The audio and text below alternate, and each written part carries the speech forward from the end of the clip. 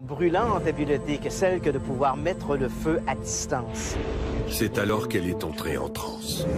Des objets qui bougent, des cadres qui s'envolent du mur, les fondations se mettent à trembler. Il ne croyait pas que Jenny avait cette capacité paranormale ou force psychique pour déclencher ces phénomènes. Nous avons affaire à une puissante source d'énergie inexpliquée. Energetic phenomenon. En 1891, des incendies se déclenchent en présence de Jenny Bramwell, la fille adoptive des Dawson en Ontario. D'où lui vient ce dangereux pouvoir. En 1983, en Italie, s'ouvre le procès d'une autre incendiaire, Carol Compton, une jeune domestique écossaise. Pour la foule, c'est une sorcière. En 1932, les habitants d'un village isolé du Canada assistent au numéro de mentaliste du mystérieux professeur Gladstone, un spectacle inoubliable. Pouvoir inexpliqué à dossier mystère.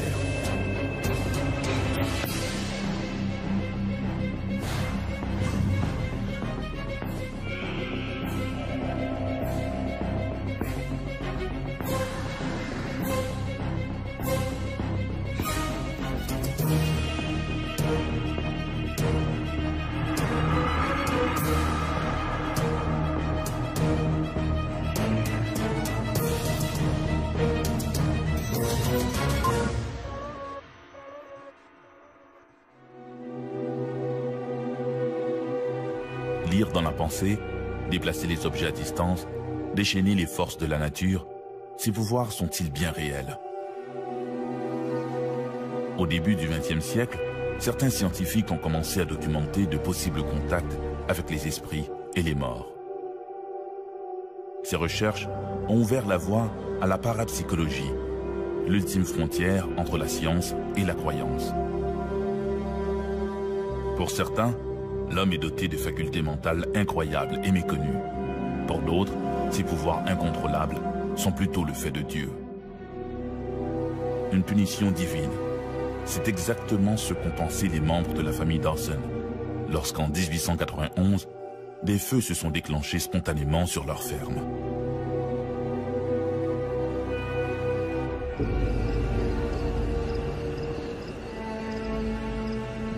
Dans la petite maison de Concession Road, la famille Dawson se prépare à se mettre à table. Depuis quelques semaines, la santé de Jenny, la jeune fille adoptive des Dawson, est chancelante. Comme elle s'apprête à prendre un siège, elle a l'impression que de la lave coule dans ses veines. Soudain, elle prend feu. Les flammes ont pris naissance à la base de sa robe et une fumée enveloppe son corps incandescent. Avec l'énergie du désespoir, sa mère Anna essaie de déchirer l'étoffe. Jenny suffoque. Libérée de son manteau de flammes, l'adolescente s'en tire avec quelques brûlures superficielles. Aussitôt, Madame Dawson entreprend de réciter un autre père. Jadis, Jenny Bramwell aurait sans doute été exécutée comme sorcière. Aujourd'hui, les médecins la contrôleraient à coups de antidépresseurs. Mais en cet automne de 1891, seule la miséricorde divine peut encore aider les Dawson à vaincre l'étrange malédiction qui s'abat sur leur fille.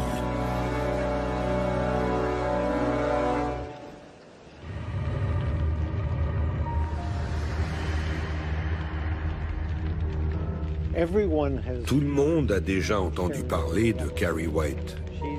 Elle est l'héroïne du livre de Stephen King intitulé Carrie, ainsi que du film qui en a été tiré. Et c'est une incendiaire.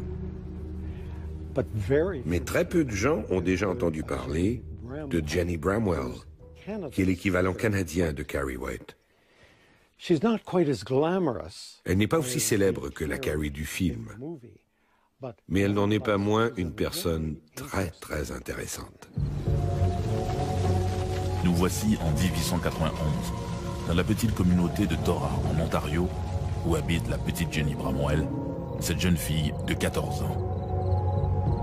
Jenny Bramwell est née en Grande-Bretagne. Puis elle a été amenée au Canada, où sa famille s'est installée près de Belleville, en Ontario. Les parents étaient morts très jeunes laissant la pauvre fillette sans ressources. Et celle-ci fut placée à l'orphelinat local de Belleville. Et là, vers l'âge de 13 ans, elle a été présentée à la famille Dawson, un homme et son épouse, qui étaient des fermiers près de Sutton, dans le nord de l'Ontario. Ils l'ont adoptée et l'ont amenée à la ferme familiale. Ils ont commencé à l'apprécier. Ils l'ont adoptée légalement et avec le temps, ils ont découvert une jeune fille charmante, à la parole facile, intelligente, habile de ses mains et qui s'intégrait parfaitement dans son nouvel environnement. Un jour d'automne, Jenny, la fille adoptive des Dawson, est terrassée par une fièvre persistante. Elle a été très malade, au point où le médecin local appelé à son chevet lui a administré de la morphine. C'est alors qu'elle est entrée en transe. Cela pourrait aussi être une sorte de coma, mais on a décrit son état comme une transe. Pendant de longues semaines, l'adolescente délire et on craint pour sa vie. Ses parents adoptifs se relaient auprès d'elle sans succès.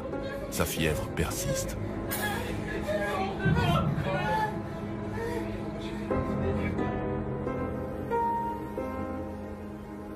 Puis, un avant-midi, la jeune Jenny sort de sa léthargie. Tous les symptômes semblent miraculeusement disparus. Alors qu'elle était encore en convalescence, elle s'est réveillée et a pointé vers le mur en demandant « Avez-vous vu le feu ?» Et au même moment, un incendie a éclaté. Sous les yeux médusés des Dawson, un coin du plafond s'enflamme. Les flammes sont vite maîtrisées. Mais les Dawson n'en sont qu'au début de leur cauchemar. C'était là le premier d'une série d'au moins 50 incidents différents qui allaient se produire sur une période d'1 mois dans le comté de Thorold, dans la maison de ferme. Dans la maison de ferme de la famille.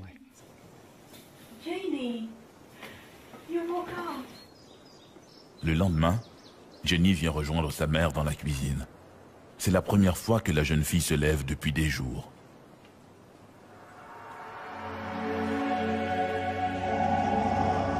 À son passage, tous les meubles à proximité commencent à fumer. Des linges s'enflamment. Appelé à sa rescousse, Robert transporte les linges enflammés à l'extérieur. On a commencé à se rendre compte que dans chacune des pièces où passait la jeune Jenny, un incendie se déclenchait. Pour les Dawson, il ne fait maintenant plus aucun doute.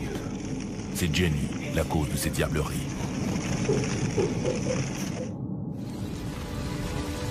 Au cours des semaines suivantes, des dizaines de feux éclatent à la ferme des Dawson. Et chaque fois, Jenny se trouve à proximité sans pour autant être dans la pièce où les incendies se sont déclarés.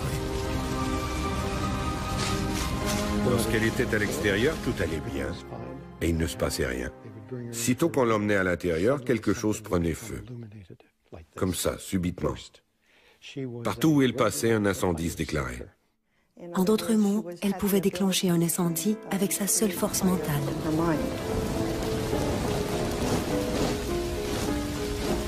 Parfois, les hommes de ferme s'efforcent d'éteindre des feux apparus spontanément près des bâtiments jouxtant la maison des Dawson.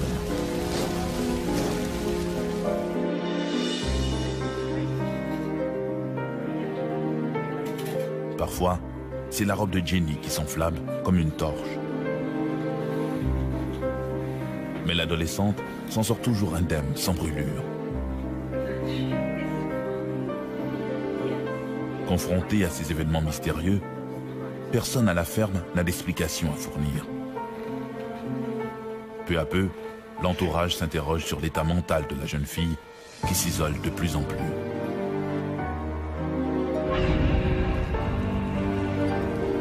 À une autre occasion, les voisines voient un cadre s'enflammer et se consumer sous leurs yeux.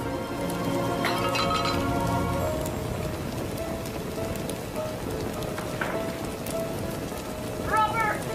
Robert! Robert!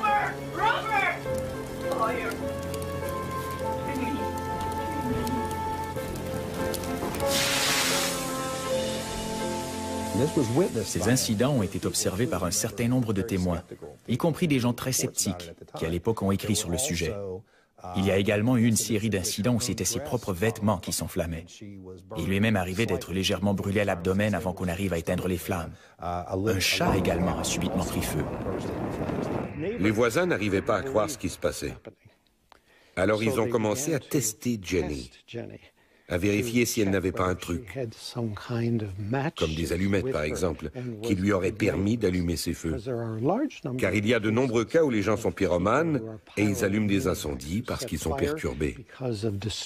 Durant ces mois où ils ont vécu ces expériences de type poltergeist, personne n'a pu découvrir le moindre indice pouvant laisser croire que Jenny Bramwell n'était pas sincère. Qu'elle aurait pu, par exemple, détester la famille au point de vouloir incendier la maison.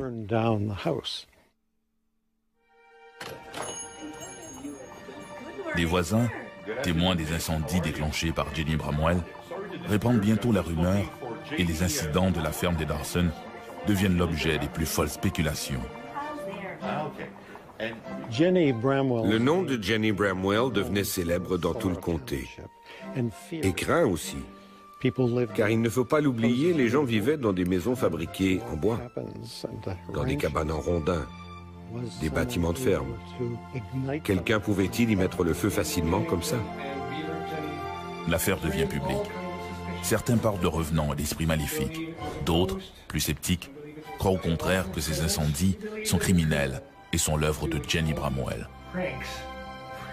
C'est du moins l'hypothèse que favorise ouvertement un journal local.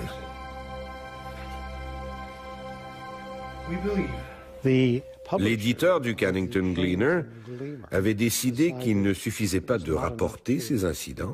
Il devait également s'assurer qu'ils se déroulaient bel et bien tel qu'on le disait.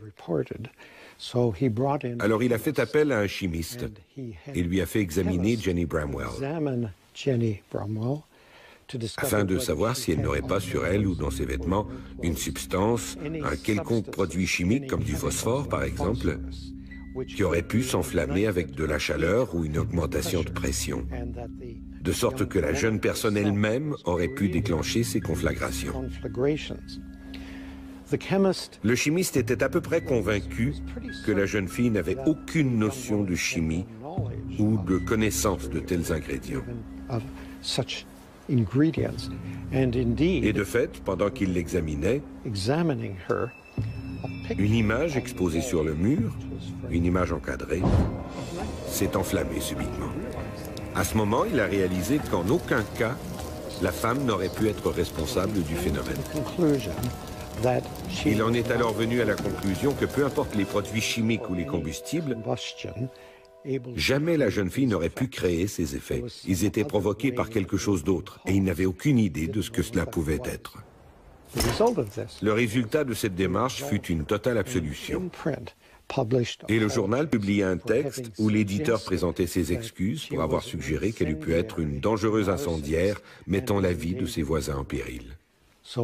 En résumé, il redonnait tant à Jenny qu'au Dawson un bulletin de santé immaculé. Un autre journal ontarien, le Globe, soutient que ces feux pourraient avoir une origine chimique. Il ne croyait pas que Jenny avait cette capacité paranormale ou la force psychique pour déclencher ces phénomènes. Alors il l'a accusée d'être une voleuse. Il avait fait une enquête privée et en avait déduit qu'elle avait visité le pharmacien ou le chimiste à quelques reprises au cours de ses déplacements. Et il l'accusait d'avoir dérobé du phosphore. Mais personne ne pouvait expliquer comment une jeune orpheline de 14 ans, originaire de Grande-Bretagne, aurait pu acquérir ces notions de chimie. C'était une explication totalement farfelue. Le problème avec cette théorie est que plusieurs de ces incendies se déclenchaient au plafond. Or, il y a très peu de chances qu'une jeune fille sans notion de chimie ait pu manipuler du phosphore pour déclencher un incendie au plafond. L'autre point, c'est que certains de ces phénomènes se sont déroulés en présence de témoins, donc elle n'était pas seule à ces occasions. Alors, bien sûr, je n'étais pas là, mais je crois qu'il est probable que c'était involontaire. Si ce n'était pas involontaire, ça aurait impliqué une conspiration, une complicité entre plusieurs personnes, la famille et plusieurs de ses témoins. Mais si on présume que ces gens ont dit la vérité, alors là, je dirais que nous avons vraisemblablement affaire à un authentique cas de pyrokinésie. En novembre 1891, désespérés, les Dawson se séparent de Jenny. L'adolescente est retournée à l'orphelinat Fernald de Brockville, en Ontario. Cela a dû être très difficile pour les Dawson d'en arriver à la conclusion qu'ils ne pouvaient plus continuer leur relation avec Jenny et qu'elle devait partir. Personne ne les a jamais interrogés. Alors on ne connaît pas exactement leurs émotions, mais on peut imaginer. Ils ont cette jeune femme avec laquelle ils ont vécu durant quelques mois, qu'ils ont soignée durant sa maladie, et maintenant ils découvrent que leur vie est en danger à cause d'elle et qu'elle n'y peut rien. Elle est maudite, victime d'un mauvais sort. Alors ils ont simplement convenu de se séparer d'elle et de la ramener à l'orphelinat de Belleville.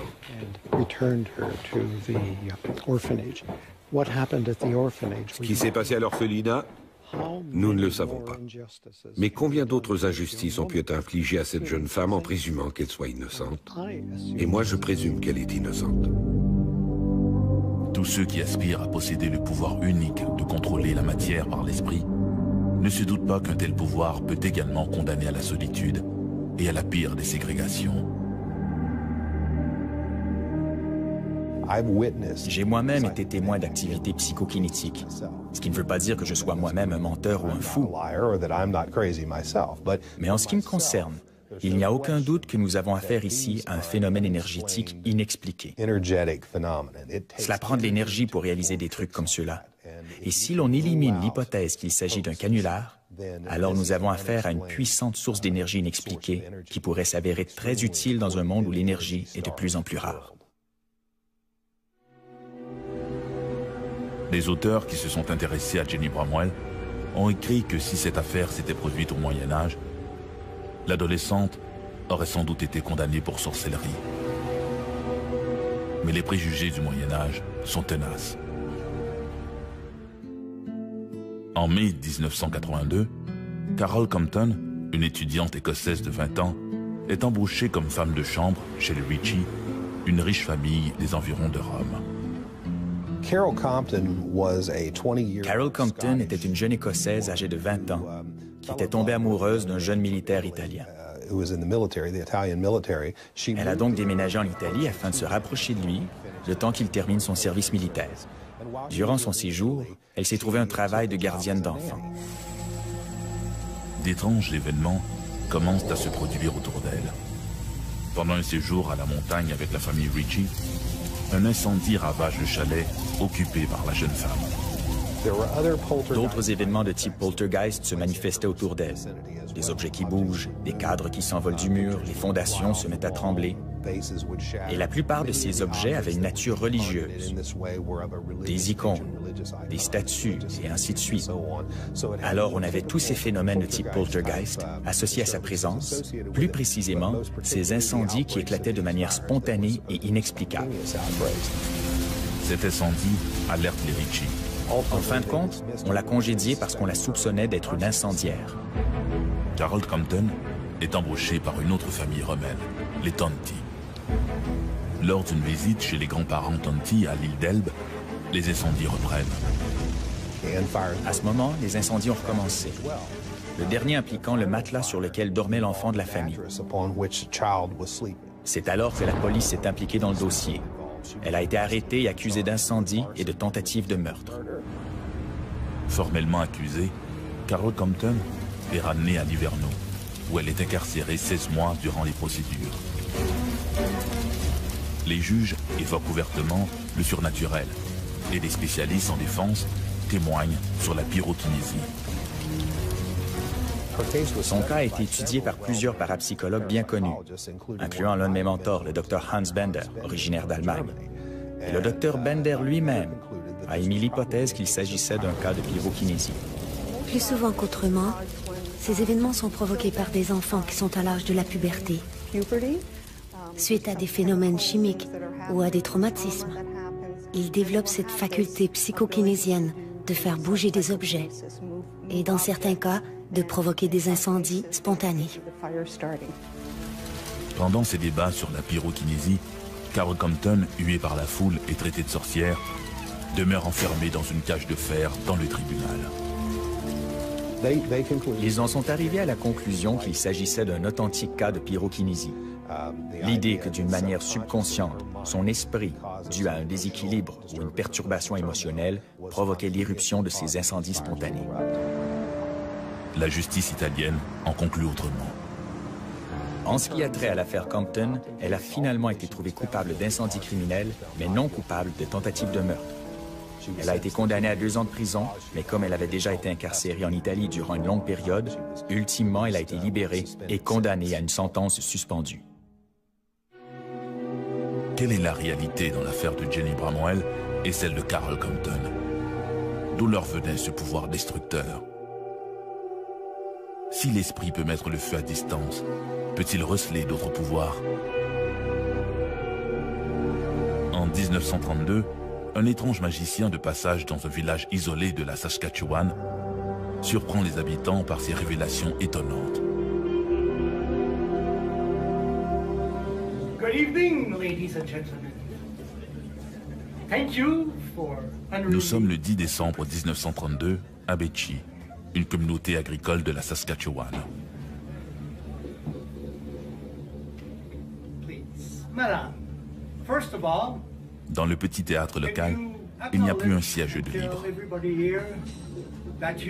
Les spectateurs sont tout oui.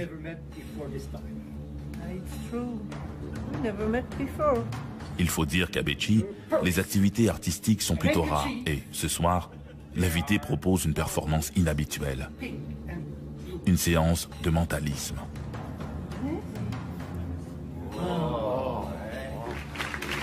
Après quelques épisodes de lecture de la pensée, l'artiste, le mystérieux professeur Gladstone, se tourne vers les spectateurs. L'air hagard, il regarde les spectateurs. Il s'arrête devant un homme assis au milieu de l'assistance, un certain Bill Taylor. Il le fixe avec insistance. Vous pensez à votre ami Scotty McLaughlin, dans style soudain. En entendant ce nom, tous les spectateurs retiennent leur souffle. McLaughlin, un agriculteur de Beachy, a disparu mystérieusement il y a quelques années. Il a été tué, enchaîne le professeur Gladstone.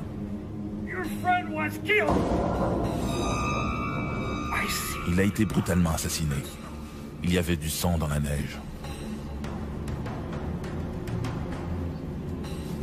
Puis, dans la foulée, et devant un auditoire tout à fait médusé, le mentaliste se tourne vers un homme assis quelques sièges plus loin.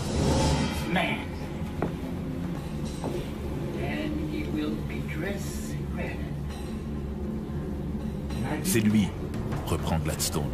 C'est cet homme qui va retrouver la victime. Il sera habillé de rouge et je serai avec lui lorsque cela se produira.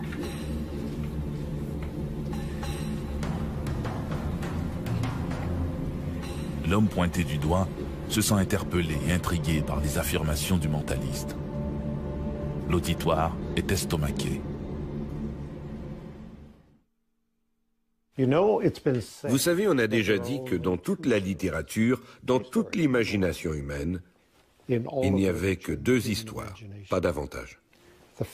La première histoire est celle d'un jeune homme qui grandit, quitte la ville, puis après plusieurs années revient. Ça, c'est une bonne histoire.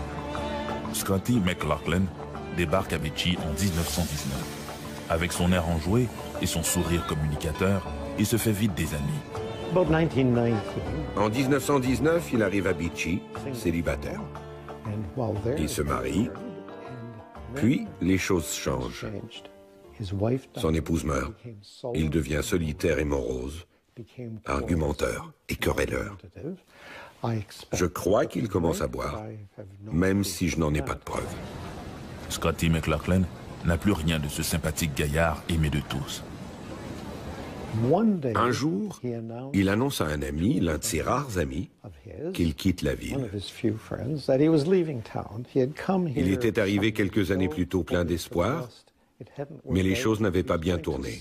Il avait l'intention de vendre sa propriété à Shoemaker, puis de partir vers l'ouest. Le 16 janvier 1929, il annonce qu'il a vendu tous ses biens et que, le soir même, il compte se rendre à Herbert, à 60 km plus au sud, pour y prendre le train à destination de la Colombie-Britannique.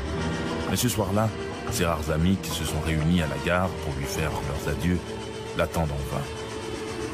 Scotty McLaughlin ne prendra jamais le train.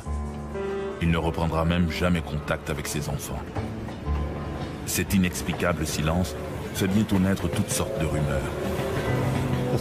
La deuxième histoire est assez bonne, elle aussi. Un sombre étranger arrive en ville et tout change. Le professeur Gladstone était cet homme. Il arrive en ville et change les choses. À l'hiver de 1932, presque 3 ans après la disparition de Scotty McLaughlin, un autre étranger débarque à Bechy. On ne le connaît que sous son nom d'artiste, le professeur Gladstone. C'était un fantaisiste ambulant, un mentaliste qui avait l'habitude de faire des tours de magie. Il offrait un spectacle de magie qu'il faisait tourner d'une communauté à l'autre. Et quand il arrivait en ville, il rencontrait les gens de la presse pour découvrir ce qui se passait, de qui on parlait, quel mystère était à la mode. Le 10 décembre, il se produit au petit théâtre local.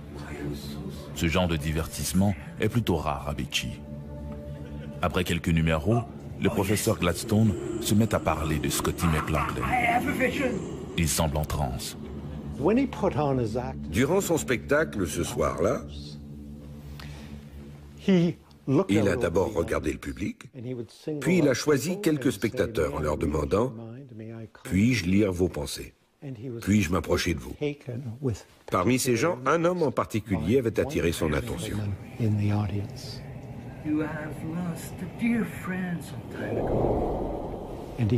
Et lui a dit « Vous êtes préoccupé par un de vos bons amis qui a disparu il y a 4 ans. » Et l'homme a répondu « Oui, comment savez-vous cela ?» Et il lui a répondu « Malheureusement, cet homme est mort. » Ce n'est pas le genre de choses à laquelle on s'attend lorsqu'on va voir un mentaliste. Pour beaucoup, le mentaliste ne fait que verbaliser ce que plusieurs pensent en silence.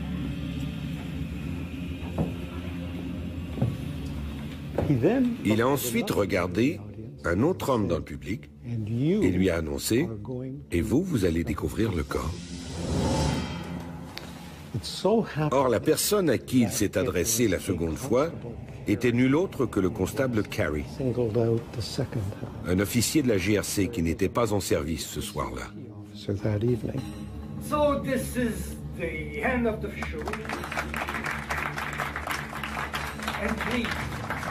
À la fin de la représentation, malgré les applaudissements de la salle, certains spectateurs sont tout de même ébranlés par les déclarations choc du mentaliste.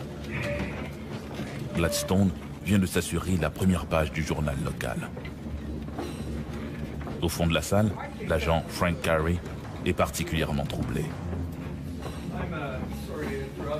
Immédiatement après la représentation, il propose au professeur Gladstone de l'accompagner au bureau de la Gendarmerie royale du Canada, malgré l'heure tardive. L'agent Frank Carey accompagnera le mentaliste directement à son bureau.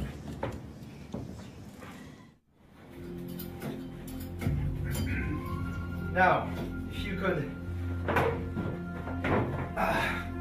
run by me again. Sur place, Gladstone réitère ses affirmations. Il insiste, il a bel et bien vu le meurtre de Scotty McLaughlin. Et il sait que Carey sera celui qui résoudra l'énigme. En dépit de son scepticisme, l'agent Carey contacte son supérieur, le détective Jack Wood, l'un des responsables du bureau des enquêtes criminelles à Saskatoon.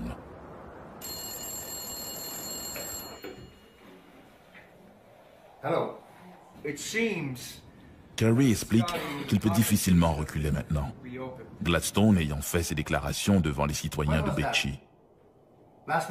Peut-être n'est-il qu'un charlatan ou un artiste en mal de publicité. Mais si la police n'y prête aucune attention et que l'histoire lui donne raison, c'est tout le département qui sera pointé du doigt pour son laxisme. La GRC trouve toujours son homme, même quand le constable n'est pas en service. Le constable Carey était préoccupé par ce dont il avait été témoin. On venait de lui dire devant les gens de Beachy qu'il allait découvrir le corps d'un homme dont il ne connaissait même pas l'existence. En conséquence, le lendemain matin, il s'est organisé avec le détective-inspecteur Woods pour interroger le mentaliste.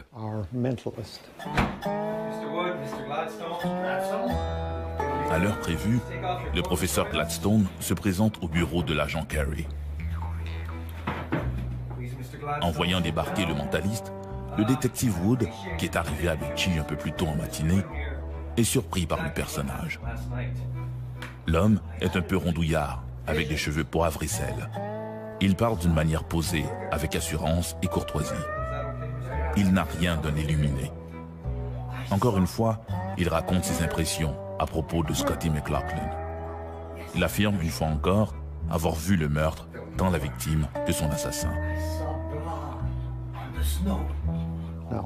Le mentaliste Gladstone a donc expliqué qu'il avait eu cette vision et qu'on ne pouvait pas le tenir responsable de ça, mais qu'il y avait vu cet homme querelleur qui maintenant était mort. Le mentaliste Gladstone avait annoncé qu'il ne pouvait pas identifier l'assaillant, le meurtrier, mais que s'il se retrouvait en présence de cet homme, il saurait avec certitude qu'il était responsable du meurtre du fermier. À l'issue de cette rencontre, les policiers réalisent qu'en dehors des visions du mentaliste, ils n'ont que bien peu de choses à se mettre sous la dent. Lors de la disparition de McLaughlin, en janvier 1929, l'agent Carey avait alors interrogé une poignée d'agriculteurs qui avaient eu maille à partir avec McLaughlin. Sans succès. Alors on a convenu que les trois hommes allaient voyager ensemble et visiter chacune des personnes qui avaient déjà été interrogées par la police 4 ans plus tôt à propos de la mystérieuse disparition de McLaughlin.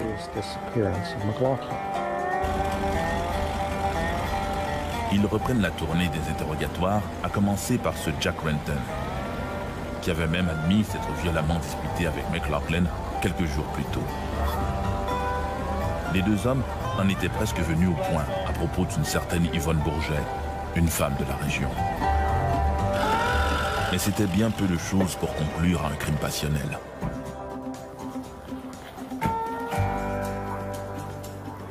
L'agriculteur est un peu surpris de voir débarquer de nouveau les policiers.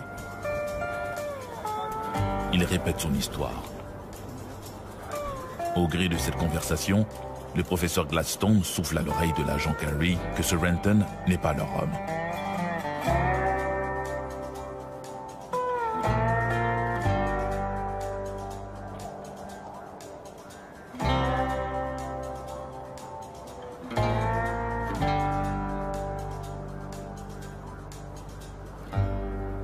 De la ferme de Renton, le trio se rend ensuite au domicile de Sion, un autre ennemi de McLaughlin. Là encore, Gladstone informe discrètement les policiers que cet homme n'est pas non plus leur suspect. Young informe toutefois les enquêteurs que Bill Schumacher s'est lui aussi disputé avec McLaughlin. Schumacher aurait même menacé McLaughlin de mort. Menace proférée devant un témoin, Ed Vogel. Pour le constable Carey, cette piste Schumacher, c'est du nouveau. Un long compte-rendu captivant raconte le récit du voyage de Gladstone et des deux policiers de ferme en ferme et leur rencontre avec différentes personnes qui avaient connu le défunt. Ils apprennent que quelqu'un a entendu un aveu fait par un autre fermier qui avait été partenaire de McLaughlin et qui avait avoué que quelqu'un d'autre savait ce qui s'était passé. And that he had confessed to this other farmer what it was all about. L'après-midi même, les agents Carey Wood, avec toujours le professeur Gladstone sur les talons, retrouve le dit Ed Vargol. Hello, Mr. Vogel. Frank Carey, RCMP. Do you mind if we come in? Yeah. Mr. Gladstone. Partner Jack Wood. Mr. Vogel. Ils ont déjà rencontré l'homme au moment de la disparition de McLaughlin. Mais ils désirent avoir des précisions au sujet d'une altercation entre Schumacher et McLaughlin. Les agents affirment à Vargol qu'ils savent qu'il a déclaré à Si Young qu'il aurait été témoin d'une altercation entre Schumacher et McLaughlin.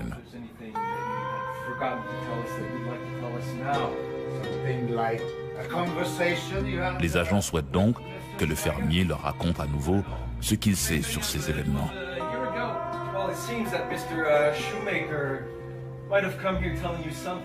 L'homme se montre peu coopératif. Il ne se souvient de rien et accuse Si Young d'avoir inventé toute cette histoire.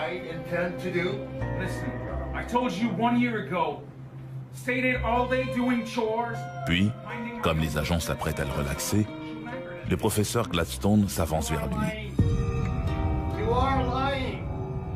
En entendant le professeur Gladstone lui exposer son scénario, Vargol devient blanc comme un drap. Il a l'impression d'être acculé au pied du mur.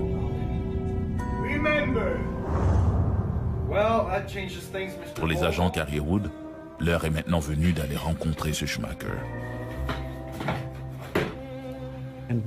Arrivé à la ferme en question, tandis qu'il marchait vers la maison, le mentaliste a déclaré « C'est ici que le corps va être découvert ». C'était une déclaration ahurissante, y compris pour Gladstone lui-même. Parce qu'il a beau pratiquer la magie, certes, il n'est pas habitué à avoir des visions. Hello, boys. Hi, officer. A couple of hard-working men. We are. We take a few minutes of your time. I'm here with Mr. Gladstone. I think you saw his show. You were there, right? À la ferme de ce dernier, ils apprennent que l'agriculteur s'est absenté pour la journée. Ils obtiennent des employés de la ferme l'autorisation d'explorer les lieux.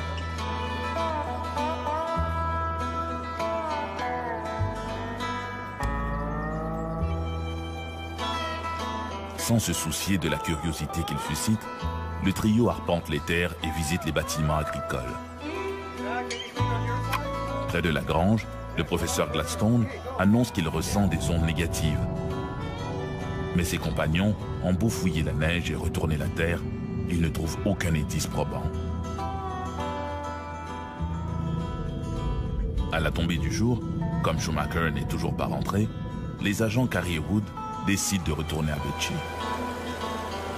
Sur la route, ils croisent une camionnette qui roule à tombeau ouvert. Ils la prennent en chasse et forcent le chauffeur à s'arrêter. Il s'agit de Bill Schumacher. Interrogé au sujet de ses relations avec McLaughlin, Schumacher se montre détendu.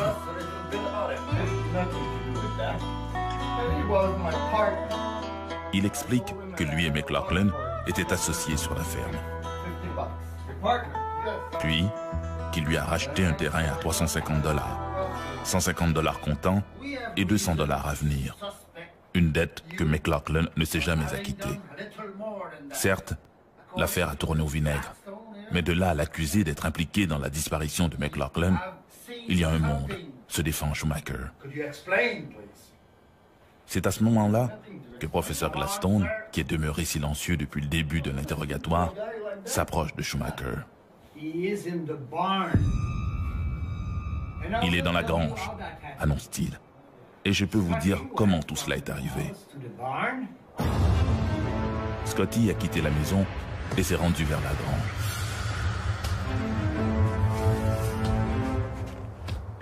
Vous vous êtes disputé et il y a eu bagarre. Scotty est tombé et vous avez continué à le frapper. Vous l'avez frappé jusqu'à ce qu'il soit mort. Il allait s'avérer que Schumacher et McLaughlin s'étaient livrés une véritable guerre. Ils s'étaient battus durant plusieurs heures. Les deux avaient commencé en se battant au poing. Et avant longtemps, McLaughlin était étendu sur le sol, baignant dans son sang. Schumacher l'avait tué.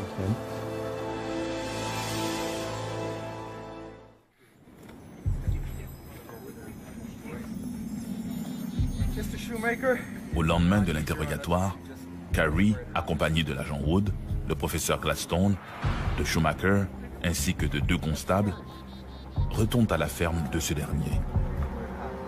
Sur place, Carrie demande à Schumacher où il a enterré le corps de McLaughlin. Mais l'agriculteur nie tout et refuse de répondre. Le professeur Gladstone est convaincu que le corps de Scotty McLaughlin se trouve à cet endroit précis.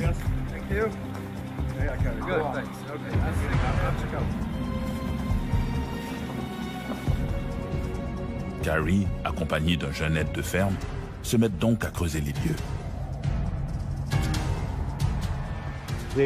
Ensuite, ils ont confronté le suspect, qui s'est finalement effondré et qui a admis sa faute. Mais où donc est le corps? On avait des aveux, certes, mais pas de corps. Alors le mentaliste a affirmé, vous allez trouver le corps ici. Ils ont commencé à creuser, et au bout d'un petit moment, ils ont retrouvé les restes humains inhumés là 4 ans plus tôt. Carrie, avec l'aide du jeune homme à tout faire, retrouve le foulard appartenant à Scotty McLaughlin.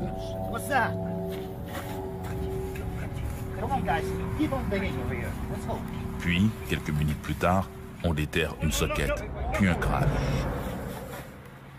Cette fois, plus de doute.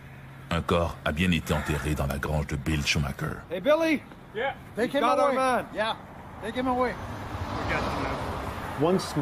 Une fois les restes de McLaughlin dégagés, un pathologiste a été appelé sur les lieux. Il en a conclu que la mort avait été provoquée par des coups de pelle répétés, qu'il avait été frappé par la partie tranchante de la pelle. Et quand Schumacher a entendu ça, il s'est effondré. Il prenait conscience qu'il ne pouvait présenter aucune défense et que les jeux étaient faits. Il était sonné. Il se rendait compte de l'énormité du geste qu'il avait posé. Il a été accusé, a subi un procès, a été déclaré coupable de meurtre et a été condamné à la pendaison.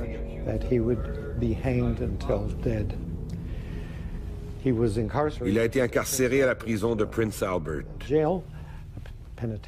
au pénitencier. Et ce qui s'est passé par la suite, c'est qu'on a assisté à une bizarre erreur judiciaire. Parce qu'on avait fait une erreur de vocabulaire dans la transcription de la sentence, le résultat fut qu'elle n'a jamais été appliquée. Il n'a jamais été pendu pour son meurtre, mais il a passé la plus grande partie de sa vie en prison. Quant au professeur Gladstone, la publicité faite autour de son implication dans l'affaire Scotty McLaughlin lui vaut une renommée instantanée. Environ 5 mois plus tard, au cours d'un spectacle de magie à Listerwall, en Ontario, un journaliste lui a demandé comment il avait réussi son coup. Et il a répondu « Je ne sais pas comment j'ai fait ça. Tout ce que je sais, c'est qu'en présence du démon, je réagis et je lui réponds. Et parfois, ces idées me viennent. » Puis il a ajouté « Mais je suis un magicien. Il ne faut pas faire confiance à un magicien. » Le professeur Gladstone se produira encore de longues années comme mentaliste. Il participera à d'autres enquêtes policières, mais n'arrivera jamais à reproduire son exploit de Beachy.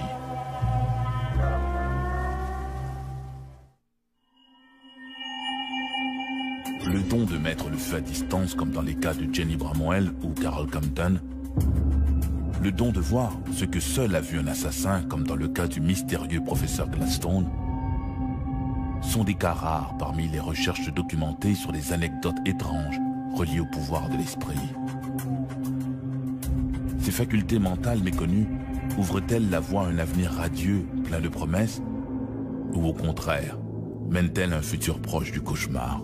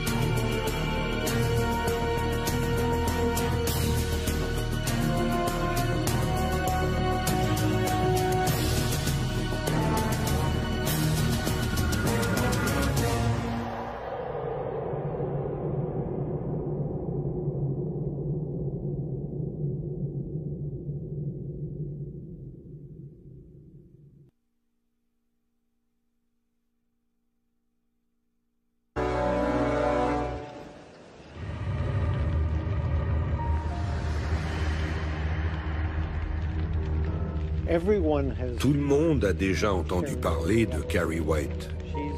Elle est l'héroïne du livre de Stephen King intitulé Carrie, ainsi que du film qui en a été tiré. Et c'est une incendiaire. Mais très peu de gens ont déjà entendu parler de Jenny Bramwell, qui est l'équivalent canadien de Carrie White. Elle n'est pas aussi célèbre que la Carrie du film, mais elle n'en est pas moins une personne très très intéressante. Nous voici en 1891, dans la petite communauté de Tora, en Ontario, où habite la petite Jenny Bramwell, cette jeune fille de 14 ans. Jenny Bramwell est née en Grande-Bretagne. Puis elle a été amenée au Canada, où sa famille s'est installée près de Belleville, en Ontario. Les parents étaient morts très jeunes, laissant la pauvre fillette sans ressources. Et celle-ci fut placée à l'orphelinat. Brûlante habileté que celle que de pouvoir mettre le feu à distance. C'est alors qu'elle est entrée en transe. Des objets qui bougent, des cadres qui s'envolent du mur, les fondations se mettent à trembler. Il ne croyait pas que Jenny avait cette capacité paranormale ou force psychique pour déclencher ces phénomènes. Nous avons affaire à une puissante source d'énergie inexpliquée. Energetic phenomena. En 1891, des incendies se déclenchent en présence de Jenny Bramwell, la fille adoptive des Dawson en Ontario. D'où lui vient ce dangereux pouvoir. En 1983, en Italie, s'ouvre le procès d'une autre incendiaire, Carol Compton, une jeune domestique écossaise. Pour la foule, c'est une sorcière. En 1932, les habitants d'un village isolé du Canada assistent au numéro de mentaliste du mystérieux professeur Gladstone, un spectacle inoubliable. Pouvoir inexpliqué à dossier mystère.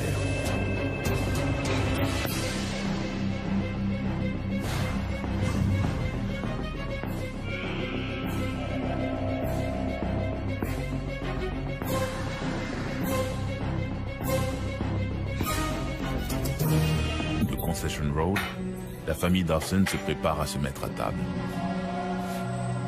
Depuis quelques semaines, la santé de Jenny, la jeune fille adoptive des Dawson, est chancelante. Comme elle s'apprête à prendre un siège, elle a l'impression que de la lave coule dans ses veines. Soudain, elle prend feu. Les flammes ont pris naissance à la base de sa robe et une fumée enveloppe son corps incandescent. Avec l'énergie du désespoir, sa mère Anna essaie de déchirer l'étoffe. Jenny suffoque. Libérée de son manteau de flammes, l'adolescente s'en tire avec quelques brûlures superficielles. Aussitôt, Madame Dawson entreprend de réciter un autre père. Jadis, Jenny Bramwell aurait sans doute été exécutée comme sorcière. Aujourd'hui, les médecins la contrôleraient à coups de antidépresseurs. Mais en cet automne de 1891, seule la miséricorde divine peut encore aider les Dawson à vaincre l'étrange malédiction qui s'abat sur leur fille. Un local de Belleville. Et là, vers l'âge de 13 ans, elle a été présentée à la famille Dawson. Un homme et son épouse, qui étaient des fermiers près de Sutton, dans le nord de l'Ontario. Ils l'ont adoptée et l'ont amenée à la ferme familiale. Ils ont commencé à l'apprécier. Ils l'ont adoptée légalement et avec le temps, ils ont découvert une jeune fille charmante, à la parole facile, intelligente, habile de ses mains et qui s'intégrait parfaitement dans son nouvel environnement. Un jour d'automne, Jenny, la fille adoptive des Dawson, est terrassée par une fièvre persistante. Elle a été très malade, au point où le médecin local appelé à son chevet lui a administré de la morphine. C'est alors qu'elle est entrée en transe. Cela pourrait aussi être une sorte de coma, mais on a décrit son état comme une transe. Pendant de longues semaines, l'adolescente délire et on craint pour sa vie. Ses parents adoptifs se relaient auprès d'elle sans succès. Sa fièvre persiste.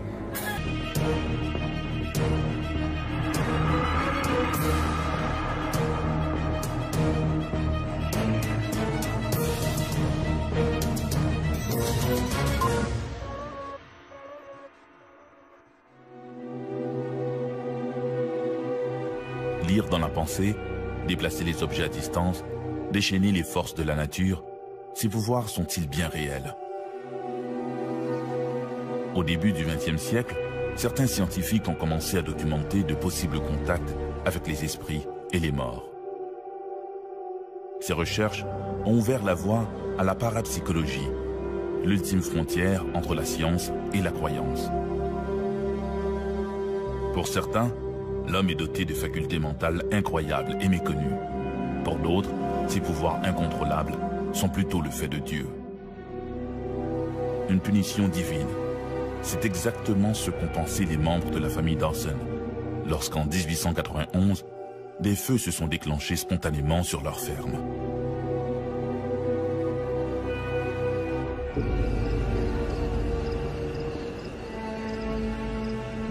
Dans la petite maison, un corps a bien été enterré dans la grange de Bill Schumacher. Hey Billy!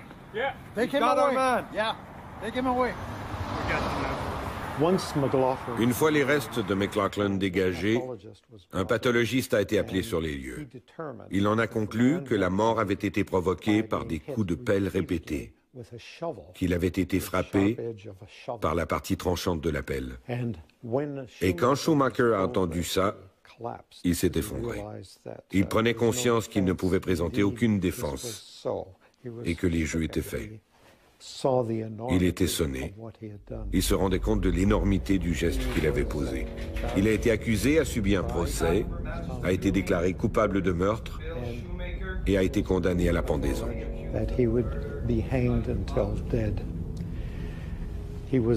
Il a été incarcéré à la prison de Prince Albert, au pénitencier. Et ce qui s'est passé par la suite, c'est qu'on a assisté à une bizarre erreur judiciaire. Parce qu'on avait fait une erreur de vocabulaire dans la transcription de la sentence, le résultat fut qu'elle n'a jamais été appliquée. Il n'a jamais été pendu pour son meurtre, mais il a passé la plus grande partie de sa vie en prison. Quant au professeur Gladstone, la publicité faite autour de son implication dans l'affaire Scott et McLaughlin lui vaut une renommée instantanée. Environ 5 mois plus tard, au cours d'un spectacle de magie à Listerwall, en Ontario, un journaliste lui a demandé comment il avait réussi son coup. Et il a répondu « Je ne sais pas comment j'ai fait ça. Tout ce que je sais, c'est qu'en présence du démon, je réagis et je lui réponds.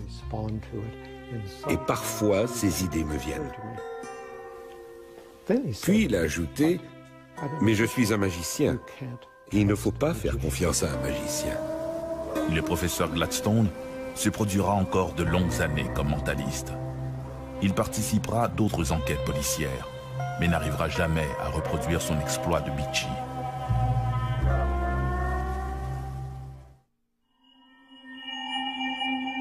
Le don de mettre le feu à distance, comme dans les cas de Jenny Bramwell ou Carol Compton, le don de voir ce que seul a vu un assassin, comme dans le cas du mystérieux professeur Gladstone, sont des cas rares parmi les recherches documentées sur les anecdotes étranges reliées au pouvoir de l'esprit. Ces facultés mentales méconnues ouvrent-elles la voie à un avenir radieux, plein de promesses, ou au contraire, mènent-elles à un futur proche du cauchemar?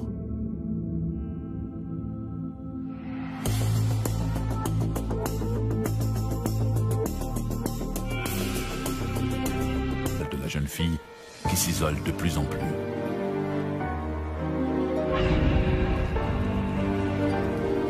À une autre occasion, des voisines voient un cadre s'enflammer et se consumer sous leurs yeux.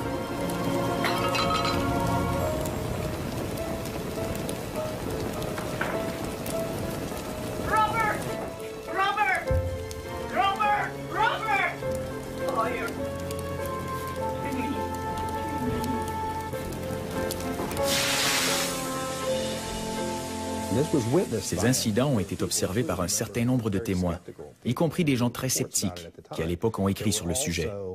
Il y a également eu une série d'incidents où c'était ses propres vêtements qui s'enflammaient. Il lui est même arrivé d'être légèrement brûlé à l'abdomen avant qu'on arrive à éteindre les flammes. Un chat également a subitement pris feu. Les voisins n'arrivaient pas à croire ce qui se passait. Alors ils ont commencé à tester Jenny. à vérifier si elle n'avait pas un truc, comme des allumettes par exemple, qui lui auraient permis d'allumer ses feux. Car il y a de nombreux cas où les gens sont pyromanes et ils allument des incendies parce qu'ils sont perturbés.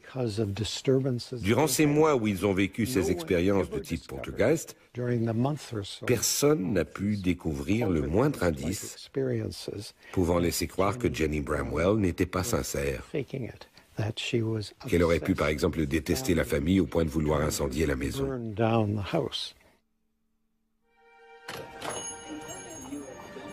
Les voisins, témoins des incendies déclenchés par Jenny Bramwell, répandent bientôt la rumeur et les incidents de la ferme des Dawson deviennent l'objet des plus folles spéculations. Le nom de Jenny Bramwell devenait célèbre dans tout le comté, et craint aussi. Car il ne faut pas l'oublier, les gens vivaient dans des maisons fabriquées en bois, dans des cabanes en rondins, des bâtiments de ferme. Quelqu'un pouvait-il y mettre le feu facilement comme ça? L'affaire devient publique. Certains parlent de revenants et d'esprits maléfiques. D'autres, plus sceptiques, croient au contraire que ces incendies sont criminels et sont l'œuvre de Jenny Bramwell. C'est du moins l'hypothèse que favorise ouvertement un journal local.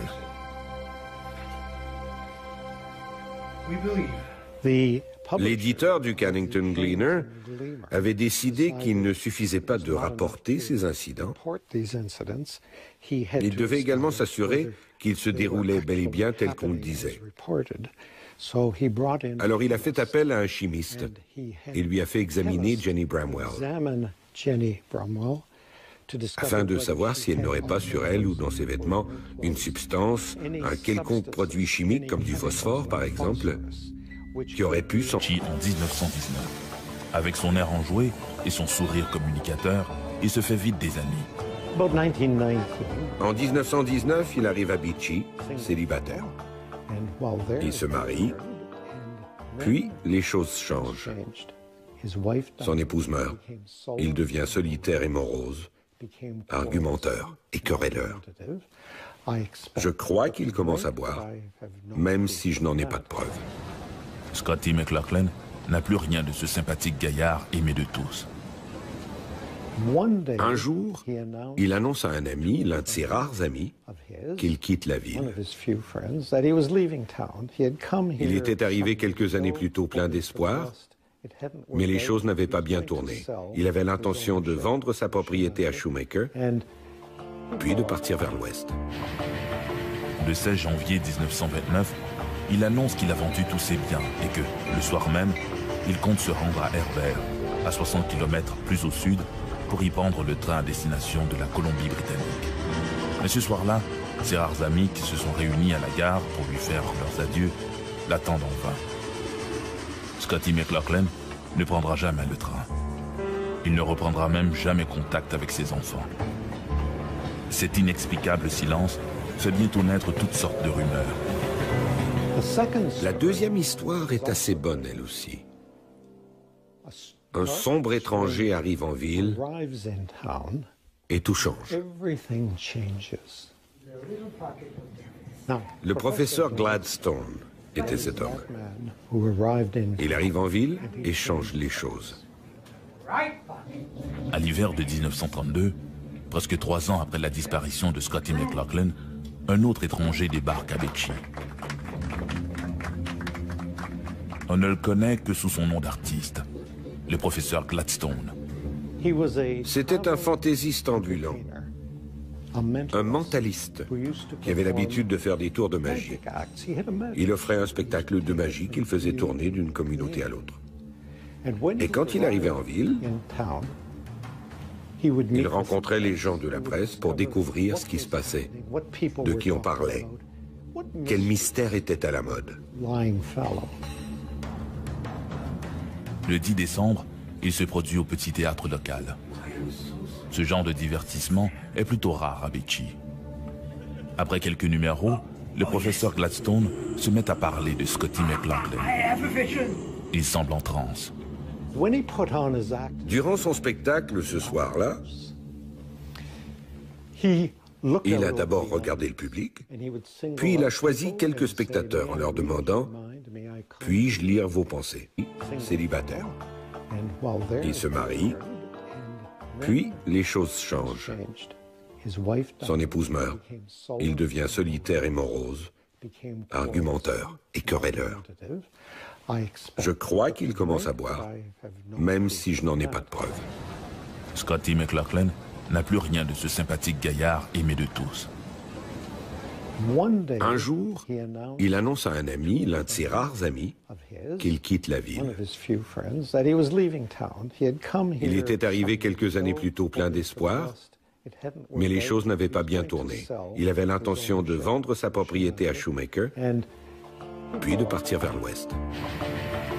Le 16 janvier 1929, il annonce qu'il a vendu tous ses biens et que, le soir même, il compte se rendre à Herbert, à 60 km plus au sud, pour y prendre le train à destination de la Colombie-Britannique.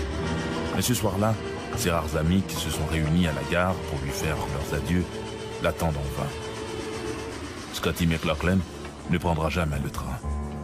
Il ne reprendra même jamais contact avec ses enfants. Cet inexplicable silence fait bientôt naître toutes sortes de rumeurs. La deuxième histoire est assez bonne, elle aussi. Un sombre étranger arrive en ville et tout change. Le professeur Gladstone était cet homme. Il arrive en ville et change les choses. À l'hiver de 1932, presque 3 ans après la disparition de Scotty McLaughlin, un autre étranger débarque à Beachy. On ne le connaît que sous son nom d'artiste, le professeur Gladstone.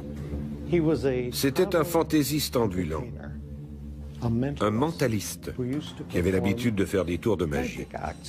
Il offrait un spectacle de magie qu'il faisait tourner d'une communauté à l'autre. Et quand il arrivait en ville, il rencontrait les gens de la presse pour découvrir ce qui se passait, de qui on parlait, quel mystère était à la mode. Le 10 décembre, il se produit au petit théâtre local. Ce genre de divertissement est plutôt rare à Beachy. Après quelques numéros, le professeur Gladstone se met à parler de Scotty McLaughlin. Il semble en transe. Durant son spectacle ce soir-là, il a d'abord regardé le public, puis il a choisi quelques spectateurs en leur demandant « Puis-je lire vos pensées ? Puis-je m'approcher de vous ?» Parmi ces gens, un homme en particulier avait attiré son attention. You have lost a dear friend.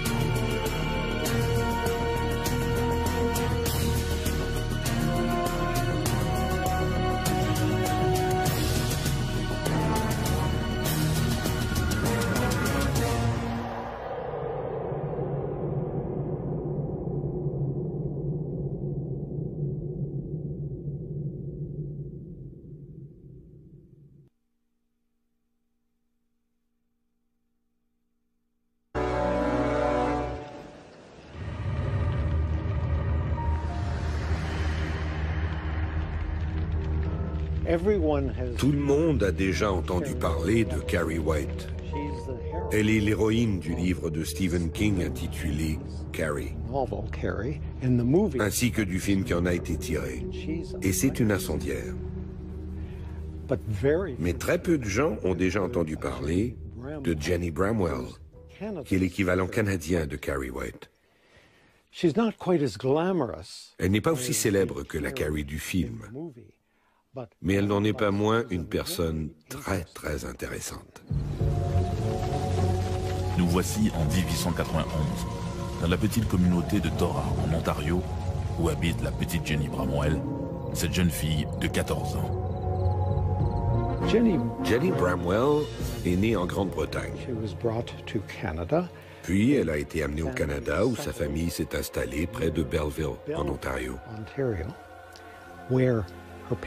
Les parents étaient morts très jeunes, laissant la pauvre fillette sans ressources. Et celle-ci fut placée à l'orphelinat. Brûlante habileté que celle que de pouvoir mettre le feu à distance. C'est alors qu'elle est entrée en transe. Des objets qui bougent, des cadres qui s'envolent du mur, les fondations se mettent à trembler. Il ne croyait pas que Jenny avait cette capacité paranormale ou force psychique pour déclencher ces phénomènes. Nous avons affaire à une puissante source d'énergie inexpliquée. Energetic phenomena. En 1891, des incendies se déclenchent en présence de Jenny Bramwell, la fille adoptive des Dawson en Ontario. D'où lui vient ce dangereux pouvoir. En 1983, en Italie, s'ouvre le procès d'une autre incendiaire, Carol Compton, une jeune domestique écossaise. Pour la foule, c'est une sorcière. En 1932, les habitants d'un village isolé du Canada assistent au numéro de mentaliste du mystérieux professeur Gladstone, un spectacle inoubliable. Pouvoir inexpliqué à dossier mystère.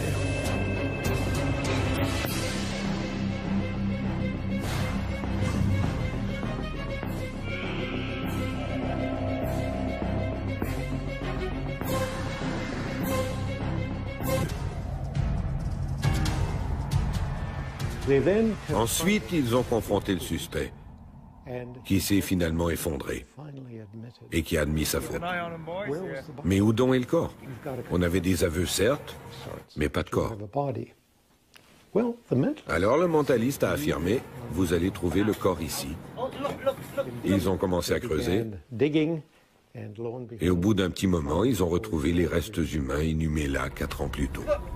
Carrie, avec l'aide du jeune homme à tout faire, retrouve le foulard appartenant à Scotty McLaughlin.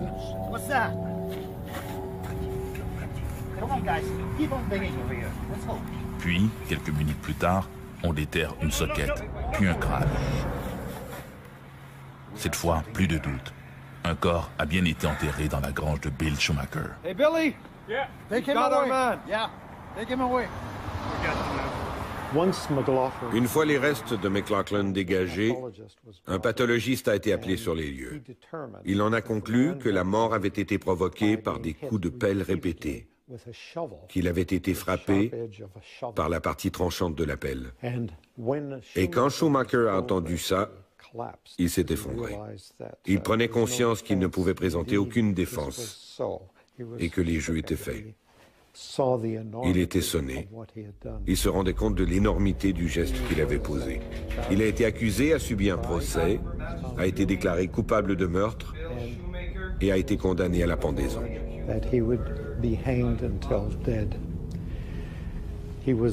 Il a été incarcéré à la prison de Prince Albert, au pénitencier. Et ce qui s'est passé par la suite, c'est qu'on a assisté à une bizarre erreur judiciaire. Parce qu'on avait fait une erreur de vocabulaire dans la transcription de la sentence, le résultat fut qu'elle n'a jamais été appliquée. Il n'a jamais été pendu pour son meurtre, mais il a passé la plus grande partie de sa vie en prison. Quant au professeur Gladstone, la publicité faite autour de son implication dans l'affaire Scotty McLaughlin lui vaut une renommée instantanée. Environ 5 mois plus tard, au cours d'un spectacle de magie à Listerwall, en Ontario, un journaliste lui a demandé comment il avait réussi son coup. Et il a répondu « Je ne sais pas comment j'ai fait ça. Tout ce que je sais, c'est qu'en présence du démon, je réagis et je lui réponds. Et parfois, ces idées me viennent. » Puis il a ajouté « Mais je suis un magicien. Il ne faut pas faire confiance à un magicien. » Le professeur Gladstone se produira encore de longues années comme mentaliste. Il participera à d'autres enquêtes policières. À la fin de la représentation, malgré les applaudissements de la salle, certains spectateurs sont tout de même ébranlés par les déclarations chocs du mentaliste. Gladstone vient de s'assurer la première page du journal local. Au fond de la salle, l'agent Frank Carey est particulièrement troublé. Immédiatement après la représentation, il propose au professeur Gladstone de l'accompagner au bureau de la Gendarmerie royale du Canada, malgré l'heure tardive. L'agent Frank Carey accompagnera le mentaliste directement à son bureau.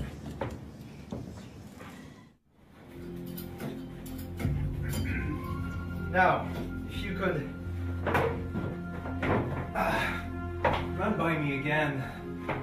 Sur place, Gladstone réitère ses affirmations. Il insiste, il a bel et bien vu le meurtre de Scotty McLaughlin. Et il sait que Carey sera celui qui résoudra l'énigme.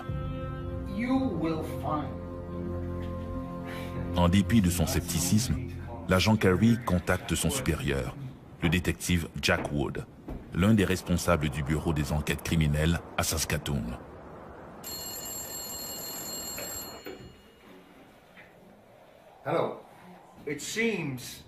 Carey explique qu'il peut difficilement reculer maintenant, Gladstone ayant fait ses déclarations devant les citoyens de Beachy. Peut-être n'est-il qu'un charlatan ou un artiste en mal de publicité. Mais si la police n'y prête aucune attention et que l'histoire lui donne raison, c'est tout le département qui sera pointé du doigt pour son laxisme. La GRC trouve toujours son homme, même quand le constable n'est pas en service. Le constable Carey était préoccupé par ce dont il avait été témoin. On venait de lui dire devant les gens de Beachy qu'il allait découvrir le corps d'un homme dont il ne connaissait même pas l'existence. En conséquence, le lendemain matin, il s'est organisé avec le détective-inspecteur Woods pour interroger le mentaliste.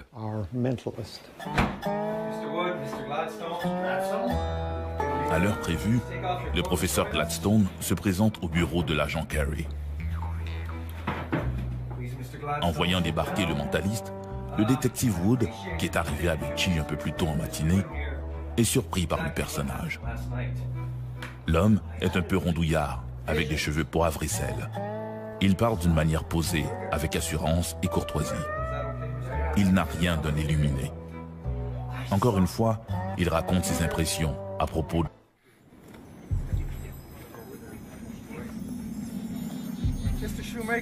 Au lendemain de l'interrogatoire, Carey, accompagné de l'agent Wood, le professeur Gladstone, de Schumacher, ainsi que de 2 constables, retourne à la ferme de ce dernier. Sur place, Carey demande à Schumacher où il a enterré le corps de McLaughlin. Mais l'agriculteur nie tout et refuse de répondre. Le professeur Gladstone est convaincu que le corps de Scotty McLaughlin se trouve à cet endroit précis.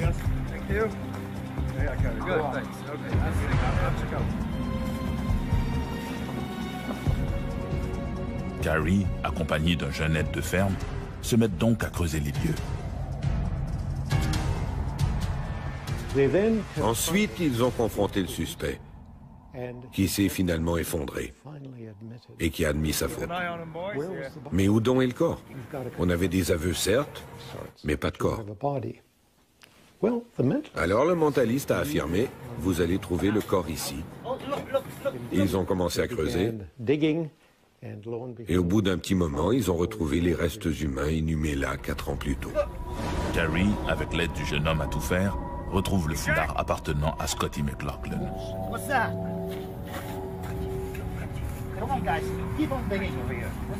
Puis, quelques minutes plus tard, on déterre une soquette, puis un crâne.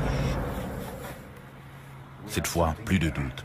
Un corps a bien été enterré dans la grange de Bill Schumacher. Hey Billy! Yeah. Take him away. Man. Yeah. Take him away. Une fois les restes de McLaughlin dégagés, un pathologiste a été appelé sur les lieux. Il en a conclu que la mort avait été provoquée par des coups de pelle répétés, qu'il avait été frappé par la partie tranchante de la pelle. Et quand Schumacher a entendu ça, il s'est effondré. Il prenait conscience qu'il ne pouvait présenter aucune défense et que les jeux étaient faits. Il était sonné. Il se rendait compte de l'énormité du geste qu'il avait posé. Il a été accusé, a subi un procès, a été déclaré coupable de meurtre et a été condamné à la pendaison.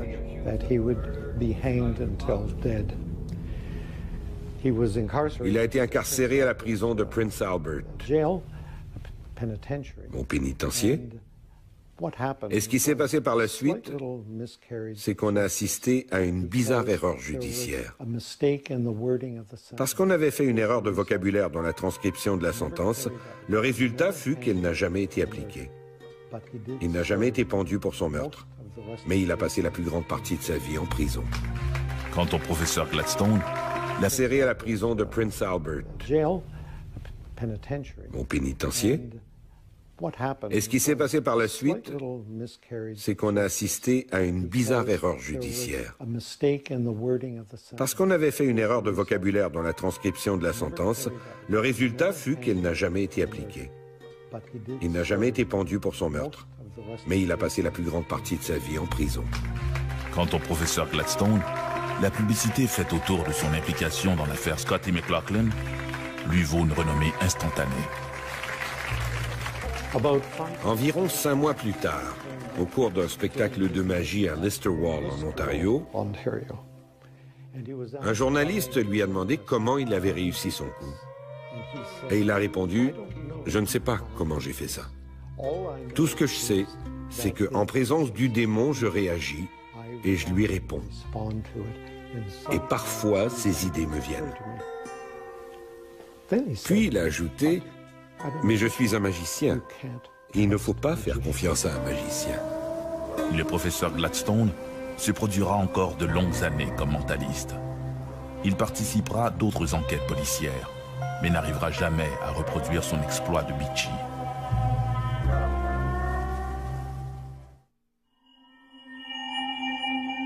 Le don de mettre le feu à distance, comme dans les cas de Jenny Bramwell ou Carol Compton, le don de voir ce que seul a vu un assassin, comme dans le cas du mystérieux professeur Gladstone, sont des cas rares parmi les recherches documentées sur les anecdotes étranges reliées au pouvoir de l'esprit.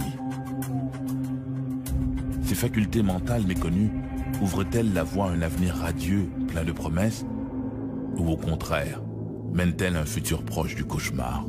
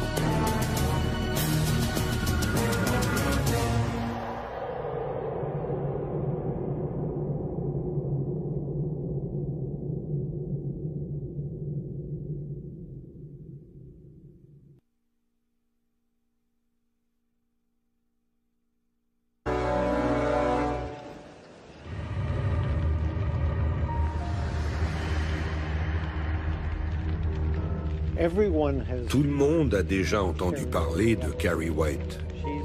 Elle est l'héroïne du livre de Stephen King intitulé Carrie, ainsi que du film qui en a été tiré. Et c'est une incendiaire.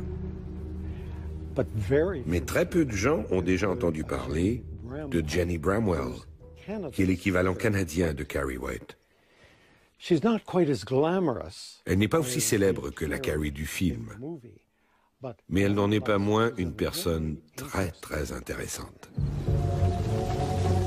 Nous voici en 1891, dans la petite communauté de Tora, en Ontario, où habite la petite Jenny Bramwell, cette jeune fille de 14 ans. Jenny Bramwell est née en Grande-Bretagne. Puis elle a été amenée au Canada où sa famille s'est installée près de Belleville, en Ontario.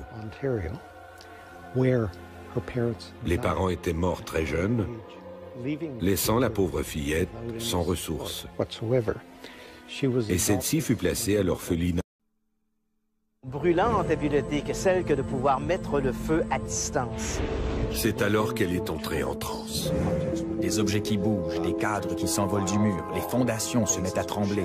Il ne croyait pas que Jenny avait cette capacité paranormale ou force psychique pour déclencher ces phénomènes. Nous avons affaire à une puissante source d'énergie inexpliquée. Energetic phenomena. En 1891, des incendies se déclenchent en présence de Jenny Bramwell, la fille adoptive des Dawson en Ontario. D'où lui vient ce dangereux pouvoir? En 1983, en Italie, s'ouvre le procès d'une autre incendiaire, Carol Compton, une jeune domestique écossaise. Pour la foule, c'est une sorcière. En 1932, les habitants d'un village isolé du Canada, l'agriculteur est un peu surpris de voir débarquer de nouveau les policiers. Il répète son histoire. Au gré de cette conversation, le professeur Gladstone souffle à l'oreille de l'agent Carey que ce Renton n'est pas leur homme.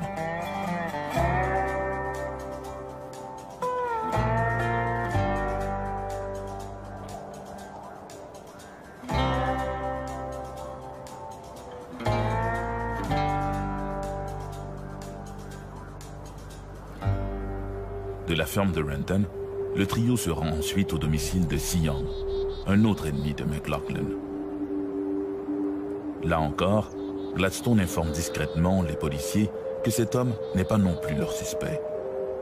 Young informe toutefois les enquêteurs que Bill Schumacher s'est lui aussi disputé avec McLaughlin. Schumacher aurait même menacé McLaughlin de mort, menace proférée devant un témoin, Ed Vogel. Pour le constable Carey, cette piste Schumacher, c'est du nouveau. Un long compte-rendu captivant raconte le récit du voyage de Gladstone et des deux policiers de ferme en ferme et leur rencontre avec différentes personnes qui avaient connu le défunt. Ils apprennent que quelqu'un a entendu un aveu fait par un autre fermier qui avait été partenaire de McLaughlin et qui avait avoué que quelqu'un d'autre savait ce qui s'était passé. And that he had confessed to this other farmer what it was all about. L'après-midi même, les agents Carey Wood, avec toujours le professeur Gladstone sur les talons, retrouvent le dit Ed Vogel. Hello, Mr. Vogel. Frank Carey, RCMP. Do you mind if we come in? Yeah. Mr. Gladstone. Partner Jack Wood. Mr. Vogel. Ils ont déjà rencontré l'homme au moment de la disparition de McLaughlin. Mais ils désirent avoir des précisions au sujet d'une altercation entre Schumacher et McLaughlin. Les agents affirment à Vogel qu'ils savent qu'il a déclaré à Si Young qu'il aurait été témoin d'une altercation entre Schumacher et McLaughlin.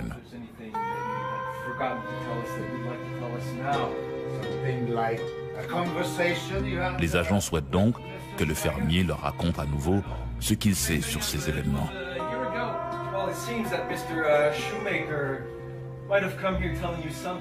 L'homme se montre peu coopératif. Il ne se souvient de rien et accuse Si Young d'avoir inventé toute cette histoire.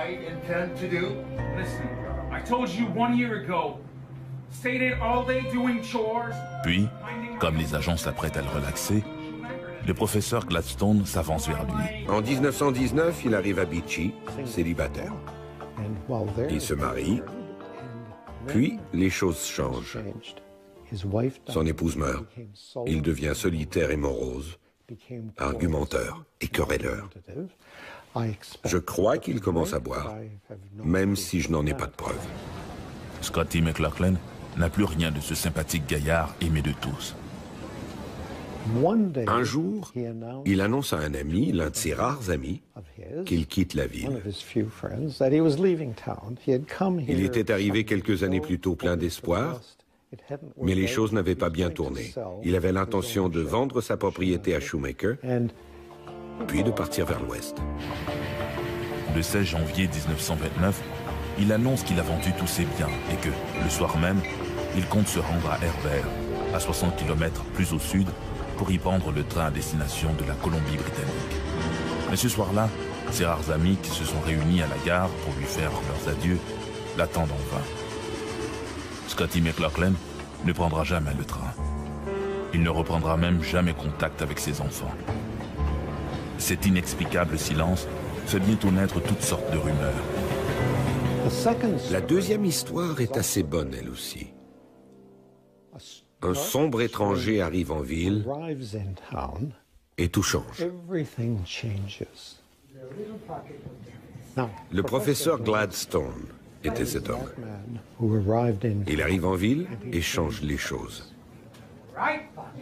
À l'hiver de 1932, presque 3 ans après la disparition de Scotty McLaughlin, un autre étranger débarque à Bechy. On ne le connaît que sous son nom d'artiste, le professeur Gladstone. C'était un fantaisiste ambulant, un mentaliste qui avait l'habitude de faire des tours de magie. Il offrait un spectacle de magie qu'il faisait tourner d'une communauté à l'autre. Et quand il arrivait en ville, il rencontrait les gens de la presse pour découvrir ce qui se passait, de qui on parlait, quel mystère était à la mode. Le 10 décembre, il se produit au petit théâtre local. Ce genre de divertissement est plutôt rare à Bechy. Après quelques numéros, le professeur Gladstone se met à parler de Scotty McLaughlin. Il semble en transe. Durant son spectacle ce soir-là, il a d'abord regardé le public, puis il a choisi quelques spectateurs en leur demandant « Puis-je lire vos pensées ? Puis-je m'approcher de vous ?» Parmi ces gens, un homme en particulier avait attiré son attention.